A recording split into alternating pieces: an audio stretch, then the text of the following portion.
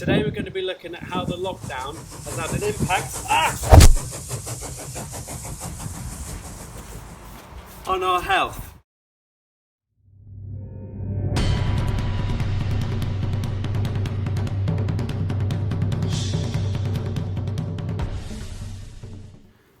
Hi everyone, and welcome to Exercise for Health. I'm Richard, and today we're going to be looking at how the lockdown has had an effect on our health.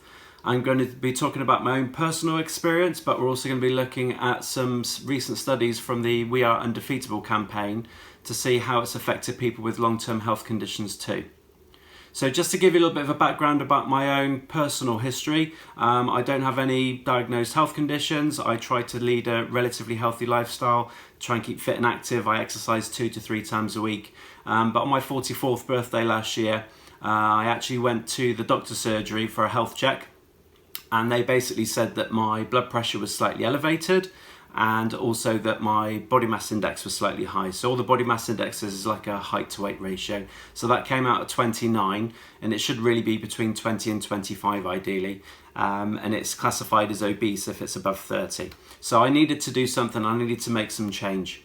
So what I did was I changed my lifestyle. I started to become a little bit more active throughout the day, not just looking at my exercise, but looking at what I did sort of hour to hour in terms of not being sat down too long. And I also changed my diet a little bit, so I cut down on carbohydrate intake, particularly on the sugars. So since the lockdown in March 2020, I've found that I've become far more sedentary as a result. So I'm sat down a lot of the time, particularly behind a computer. My diet has changed a little bit, so I've started to revert back to eating more carbohydrate-based foods and more convenience-based foods, which isn't great. I have tried to stick to doing some Zoom sessions, but I have really missed the gym. I'm not saying I'm a massive gym fan, but I do enjoy going to the gym. So I've kind of missed that a little bit and missed my taekwondo classes that I normally attend. So I'm going to now talk through the changes that I've actually felt as a result of the lockdown. I'm going to split into two. So I'm going to go through the physiological changes, and then I'm going to go through the psychological changes. And you may find that some of these actually relate to you as well. So from a physiological point of view, the first thing I've noticed is weight gain. Now when I made the changes back in November, I actually found that I was losing weight quite regularly on a monthly basis, and I actually got my weight to come back down, which then brought my body mass index down. But since the lockdown, in the last sort of 3 months, my weight has dramatically gone straight back up again. If anything, it's actually got worse than what it was before. So that's the first thing that I've noticed is weight gain.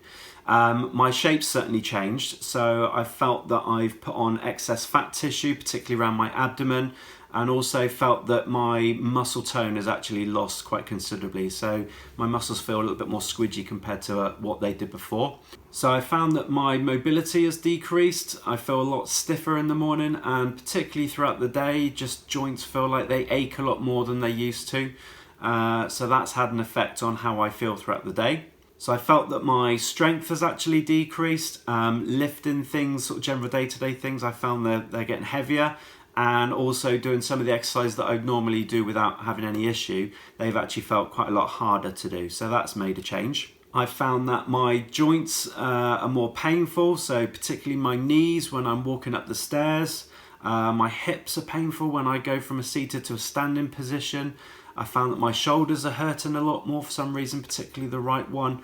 I've also felt that my back is hurting, so particularly where I'm sat down for quite a long periods of time, sat at the desk, I sort of stand up and my back's actually really, really hurting, so that's been an issue.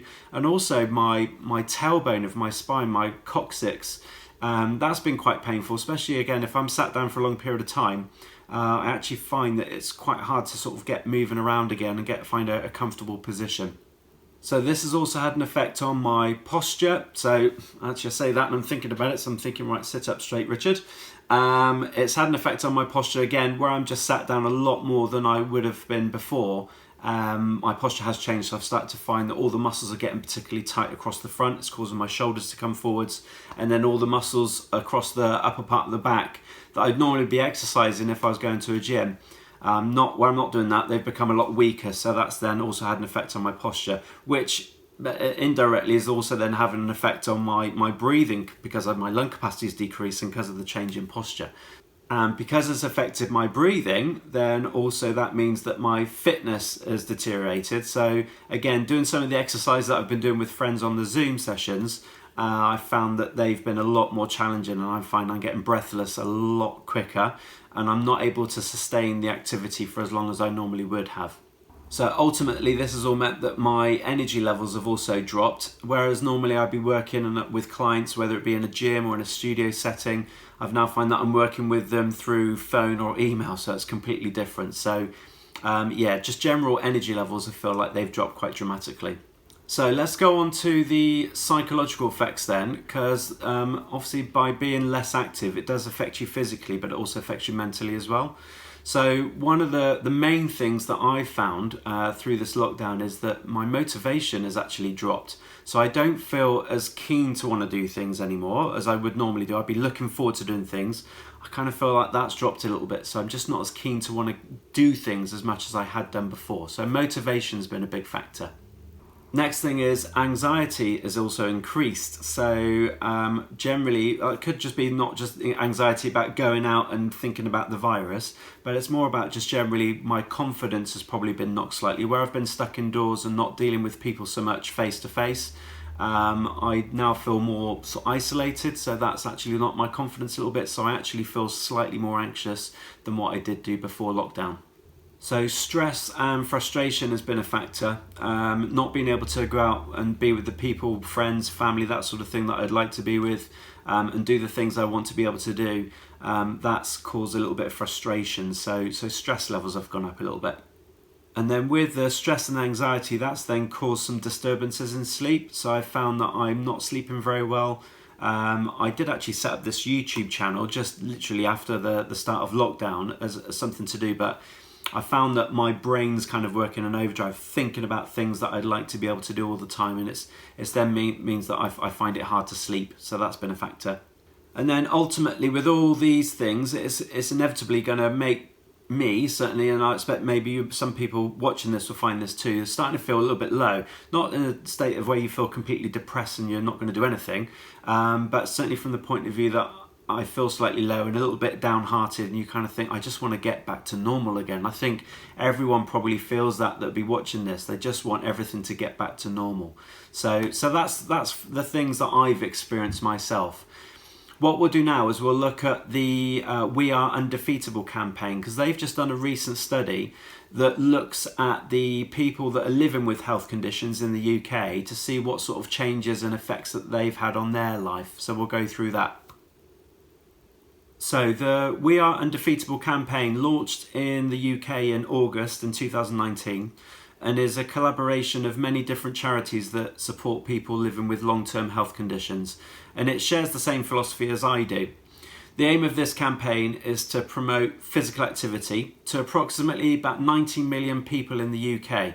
So that's about 40% of the population, and these are the people that are living with a long-term health condition.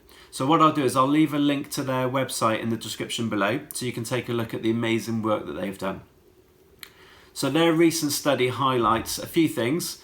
It says that before the pandemic, activity levels of adults in England with limited disability or long-term health conditions were gradually increasing. However, since the lockdown, around 4 in 10 have said that their activity levels have actually decreased. Around a quarter of this population have not been doing 30 minutes of physical activity every day over the course of a week. Attitudes around capability, opportunity and motivation to do with physical activity have remained significantly lower in this group compared with people that don't have a health condition. People with a health condition have also been less likely to find new ways to be active. So for example, they haven't been using online platforms like Zoom and YouTube. Worrying about COVID-19 is now one of the biggest barriers to people as levels of stress, anxiety and fear have increased. The majority of people with a health condition are worried about leaving their homes, even as restrictions of lockdown begin to ease. People with health conditions want the support to help them with the challenges they face to safely participate in physical activity. And then it shows that this will even more be relevant. So the platforms like what I'm doing with this Exercise for Health and also with We Are Undefeatable, they will be far more important to people as the restrictions begin to ease. So in summary then, it's obvious that the time in lockdown has had a negative impact on our lives and, quite drastic effects with some people. It might be that some of you have experienced some positive effects, so you might be doing more activity now than what you were before the lockdown. It might be that you've decided to go out walking, or you're doing more gardening, or you're cycling, or anything like that. And it'd be interesting to know whether you feel that you'll continue those changes sort of going forward as lockdown begins to ease. Key thing I want you to take away from today is to identify what negative impact the lockdown has had on your own health, but also to look at what changes you'll make as we go forward and we gradually ease out of the lockdown restrictions. If it takes 12 weeks to change a habit, then we need to be careful that the adaptations that we've made throughout lockdown don't become a permanent feature and we don't reverse their effects to gradually build up our health and fitness back to normal again. We haven't got a date yet as to when the leisure centres, swimming pools, gyms, dance studios are going to reopen again. But I think it's quite obvious that when they do, there's going to be a lot of limitations, a lot of restrictions in place to allow people to come in and out of those facilities to be able to get back to exercising and being active again.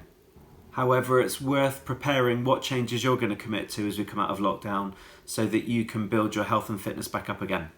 Let me know in the comments below what you're going to choose to do as we come out of lockdown. And as always, I hope you stay safe and I hope that you continue to be active. And I'll see you again next week. Thank you for watching. If you enjoyed this video today, please give it a thumbs up. You can also click here to subscribe to this channel or click here to watch a recent video. See you soon.